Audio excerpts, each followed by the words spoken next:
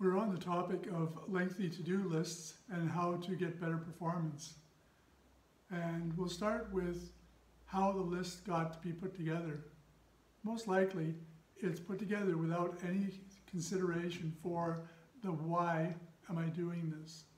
So we create these lists and we think this is a good idea, we just one thing after another, and we end up with this list, and now we say, okay, well, how are we going to knock this off?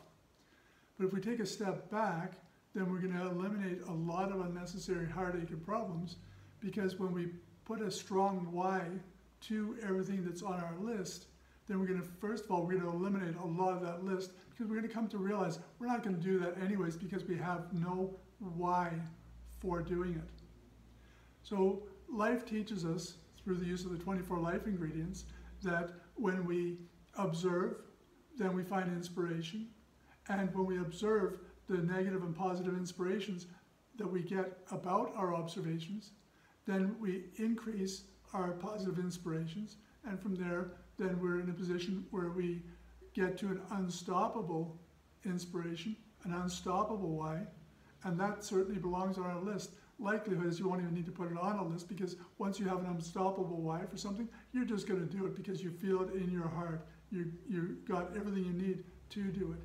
It's all the superficial lists of these meaningless things to do that we think sound good, that keep us busy, but they don't actually produce anything meaningful or fulfilling in our lives.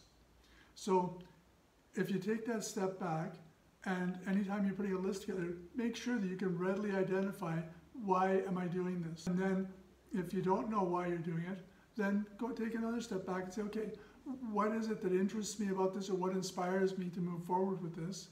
And as we observe that, then the universe, our spiritual partner, helps us to find more things about what interests us, and then that helps us to increase our inspiration to the point where we become unstoppable.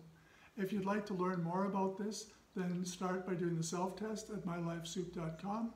If you can spare the $100 for an hour of coaching, then that's well worth the time, well worth the money, because you're going to be able to make a jump start on something that people waste years trying to get started on. I'm John Verwey, and I look forward to meeting you.